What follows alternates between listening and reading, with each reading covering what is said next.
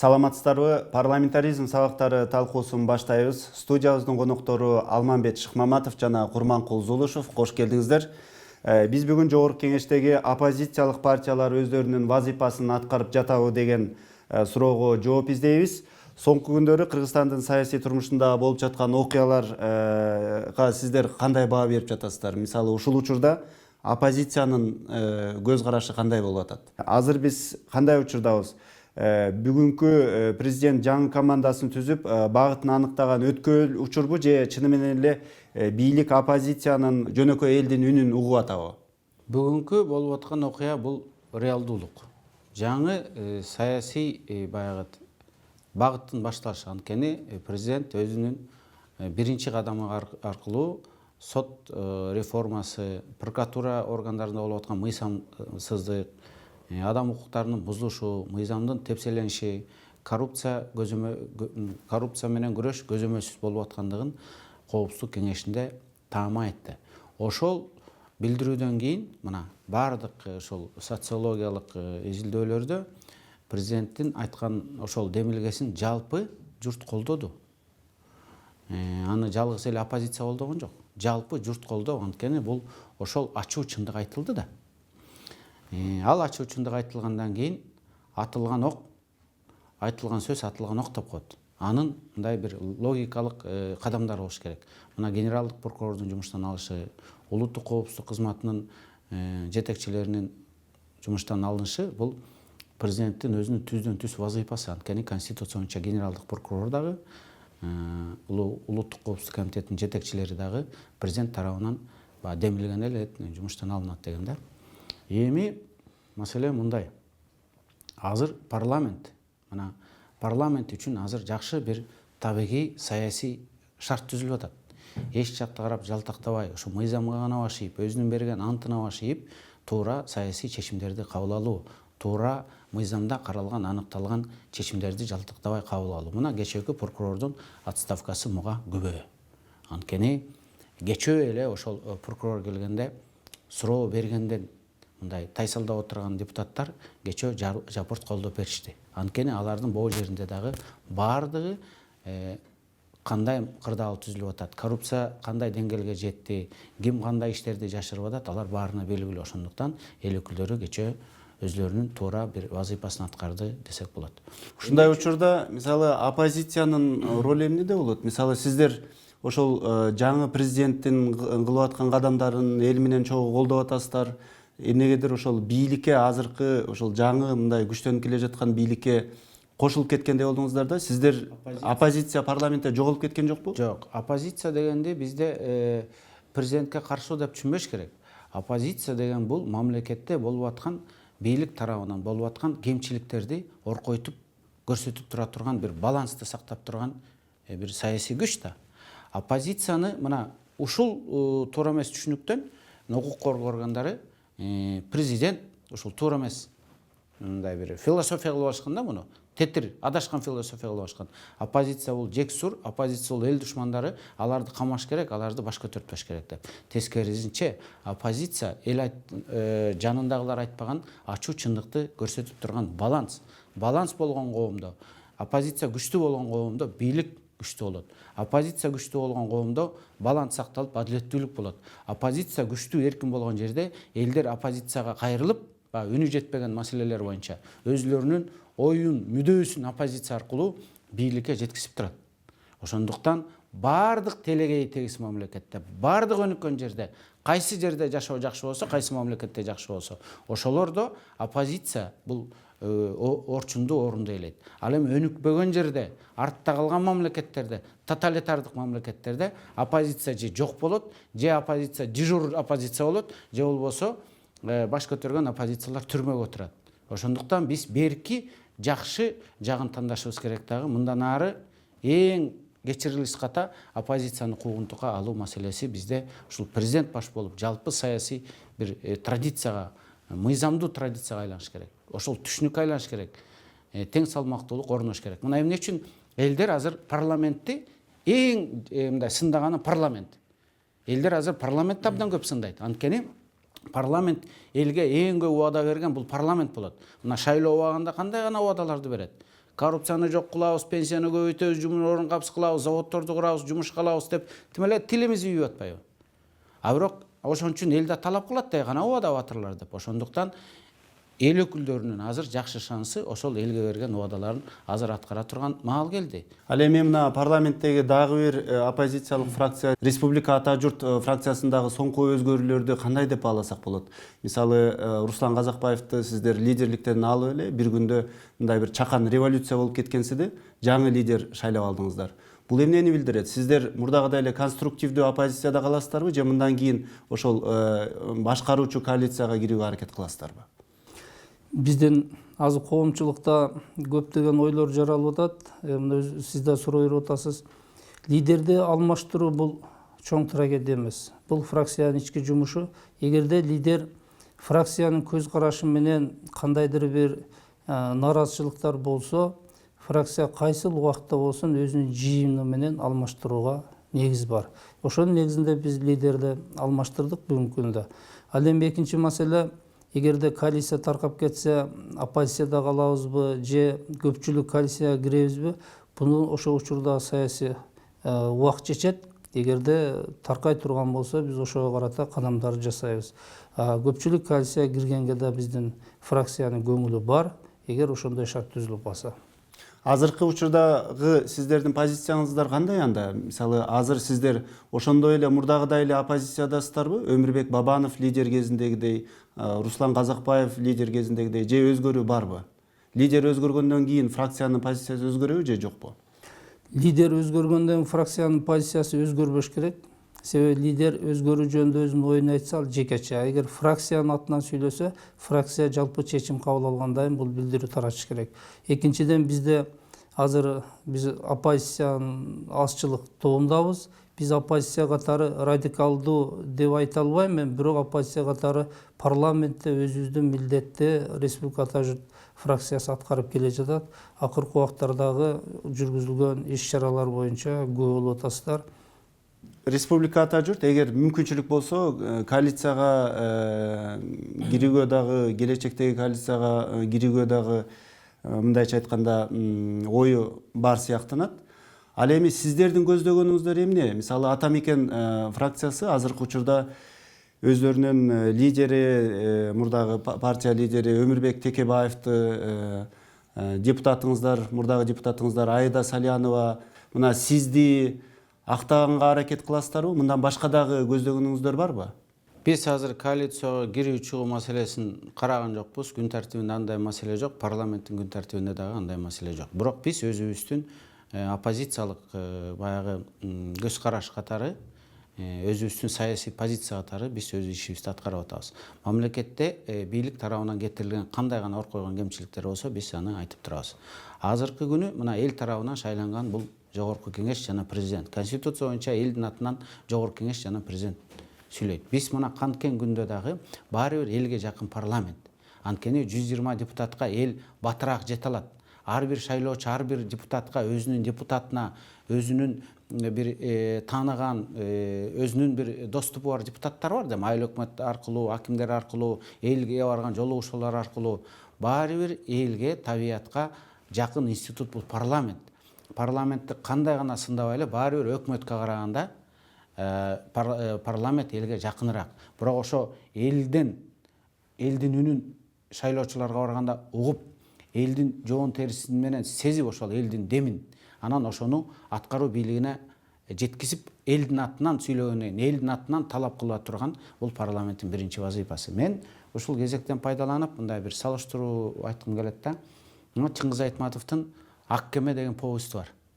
Ошондо Ороскул Момунчалдын кызын сабайт, Момунчалдын өзүн сабайт, устун сүйрөтүп аны тим эле кемсинтет, отуруп алып арак ичип аны тим эле мындай абийирин кетирет да.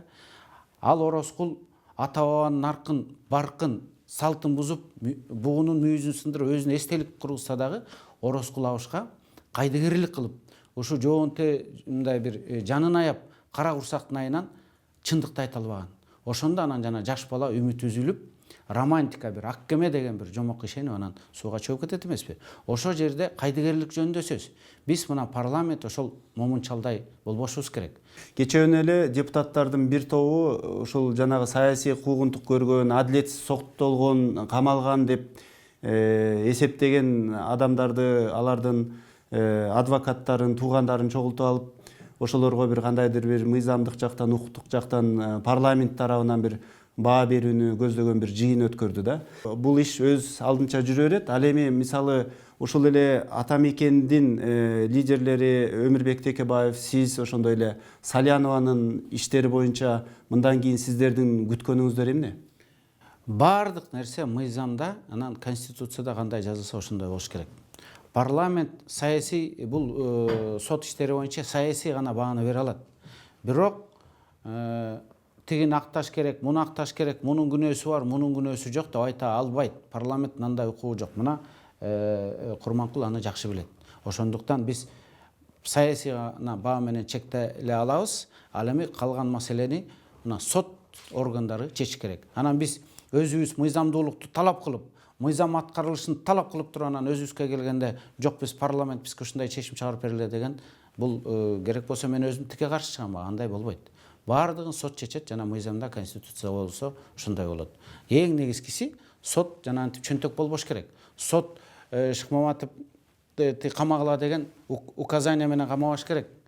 Сот деген эгерде күнөө болсо жазасын бериш керек, күнөө болбосо акташ керек. А мен а жерде эми айтпай эле коеюн, баягы убактыңарды алып. А жерде кылмыш эмес, кылмыштын курамы эмес, кылмыштын өзү жок. Бирок ошол президенттин алдында турган айрыкча ушул сот адилеттүүлүгү боюнча вазифасы канчалык деңгээлде оор деп эсептейсиз? Себеби дегенде мына чынында эле азыр Өмүрбек Текебаевди, Бектурасановду жана башка ушул сыяктуу оппозициялык ишмерлерди бошоткула деп атуулдук коом күнүгө кайрылууларды жарыялап атат. Анын ичинде депутаттар дагы бар. Ушундай учурда кандайдыр бир чакырыктар эмес, мыйзамдуулук менен баруунун жана ошол маселелерди тез аранын ичинде чечүүнүн жолу барбы? Албетте жолу бар. Эгерде коомчулук талап кылса, бул кандайдыр бир негиз бар да. Эгерде кайсы жерде адилетсиздик болсо, адамдын укугу тебеленсе, сөзсүз түрдө нааразычылыктар келип чыгат. Ошондой нааразычылыктардын бул кесепети болуш керек, мен ойлойм. Мына азыркы мен сиз бир нече адамдардын атын атап кеттиңиз.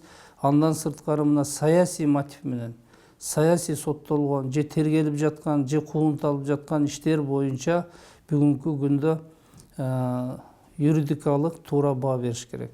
Аны бааны ким берет? Бун тергөө органдары, прокуратура жыйынтыгын сот чыгарат. Эгерде чечим чыгып калган соттон кылмыш иштер болсо, жаңы ачылган жагдайдын негизинде кайра караса болот. Карап, ага туура ошо кылмыштын курамы барбы, жокпу деген баа берүү бүгүнкү күндүн талабы болду. Мына коопсуздук кесиптешим айтып кетти.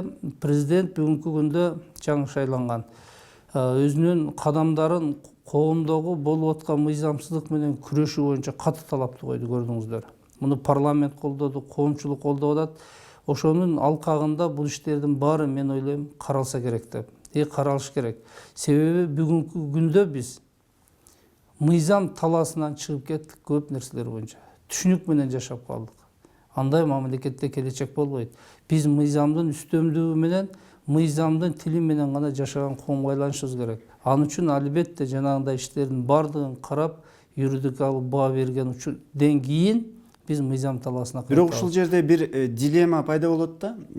Тергөөчүлөрдү биз жаңыдан дароо эле даярдап кое албайбыз. Соттор деле мурдагылар ротация жолу менен же болбосо кээ бирлери кызматтан кетүү жолу менен баягы жазасын алышы ыктымал. Андан сырткары депутаттардын айрымдары айтып атат, мурдагы керек болсо ошол туура эмес чечимдерди чыгарган сотторду дагы, тергөөчүлөрдү дагы баягы кылмыш ишин козгоп, андан ары алардын дагы жоопкерчилигин күчөтүшүбүз керек. Кызматтан алып коюу менен чектелбешибиз керек деген маселелер бар да. Мына ушундай бир кыйчалыш учурда чынында эле ошондой бир чоң системада таза кадрлар жетишсиз болуп атканда кантип адилеттүүлүккө жалгыз президент жетишет? Мына сиздин сурооңузга бир мисал менен баштайм мен. Сот реформа кылабыз деп сотту 100% алмаштырдык. Жыйынтыгы эмне болду? Сиз айткандай тажрыйбалуу өзүнүн ошо сот болуп калыптанып калган соттор бүгүн шайланбай, жаңы келген соттор шайланып калып, кээ бир баягындай сот актыларын чыгаруунун жолун билбей атышат мыйзамды. Ошол эле жарабайсың деген соттор жаңы сотторго сабак берип атат. Сиз айткандай тергөөчү, прокурорлордун баардыгын биз 100% алмаштыруудан биз алыс болушубуз керек. Профессионалдуу адистер бар арасында. Биз анын кылган ишине карап баа беришибиз керек. Бүгүнкү биздин мыйзамдар укук коргоо органдарына тиешелүү. Бардыгы мен тагыл айтам, идеалдуу жазылган. Ошону ишке ашырыш керек. Ошол мыйзамдын жолу менен иштеш керек. УПКнын талабы боюнча, жазык процессуалдык кодекстин талабы боюнча иштесе, тергөөчү да, прокурор да жаңылбайт. Азыр биз ошол талаптарды, принциптерди колдонбой калдык. Буга да мисал айтайын.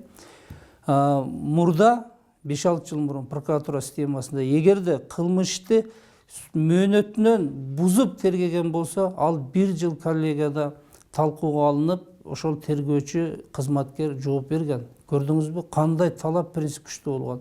Азыр ал мыйзамды бузуп тергөө эмес, мыйзамсыз жоопко тартуу, мыйзамсыз айыбын угузуу, мыйзамсыз камоо бүгүнкү күндө кадимкидей көрүнүшкө айланып калды. Мен жана мыйзам талаа кайталы деп айтканым ушул. Ушул коррупцияга каршы мына күрөш, ошондой эле жанагы саясий куугунтук, саясий процесстер, ушулардын баардыгы боюнча мына сиздердин буга чейин оппозициялык партия катары көз карашыңыздар болгон. Ал эми азыркы учурда мына оппозиция менен керек болсо парламенттен сырткаркы оппозиция менен бийликтеги адамдардын көз караштары бирге түштү да. Баардыгы азыр бир нерсени гана талап кылып атат. Ошол адилеттүү болсун. Мындан кийин адилеттүү башкаруу болсун деген гана. Ушул жерге мен айтып коем кыскача. Канча убакыт керек буга? Оппозиция менен бийлик органдары, мына бийлик менен оппозиция деп атпайсызбы? Ушул эки саясий күч мыйзамдуу конкуренттер. Ушул конкуренция, саясий конкуренция ар дайым болуп туруш керек.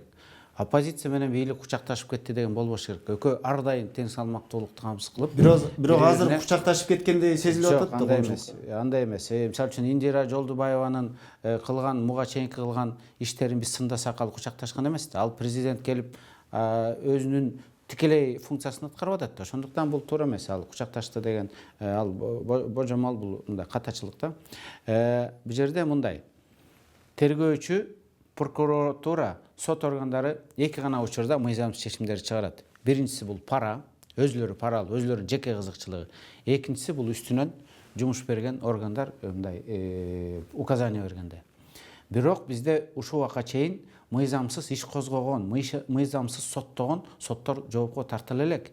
Ошондуктан кылмыш ишин козгоордун алдында прокурор дагы, тергөөчү дагы, сот дагы соттоо орнасында жети өлчөп бир кескенде кылыш керек.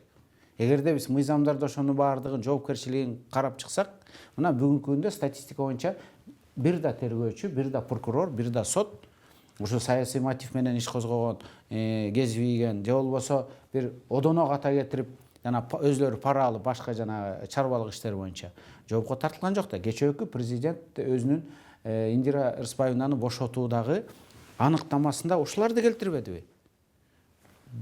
Тергөө органдары мыйзамсыз иштерди козгоп, жарандардын укугун бузуп, бирөө дагы жоопко тартылган жок.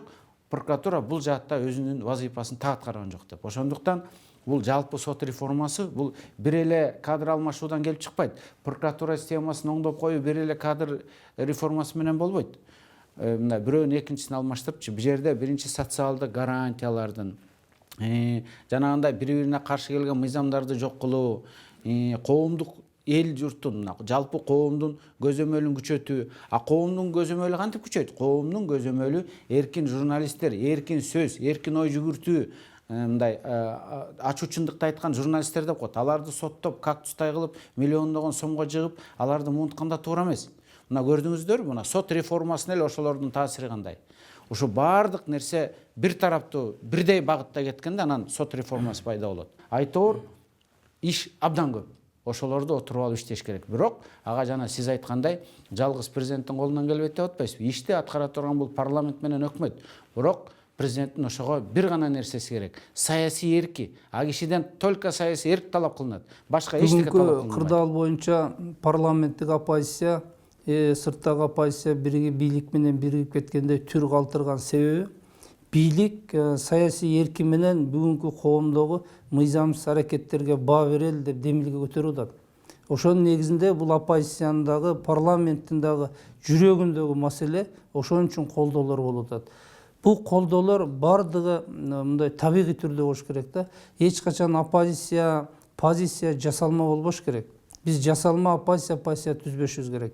Эгерде парламенттеги азчылык оппозиция өкмөттүн ишин бийликтин туура эмес кеткен жагын көрсө, албетте сын айтып чыгыш керек. А эгерде туура иш алып барганды туура эмесин айтканда бул туура эмес өзү. Ошон үчүн бардыгы табигый естественный түрдө кетиш керек. Оппозиция ал бир жалган жерден же болбосо кароолоо иретинде оппозиция болбош керек да мамлекетте. Бүгүн ошондой кырдаал туулуп атат. Ошон үчүн колдоо туш тараптан болуп атат да.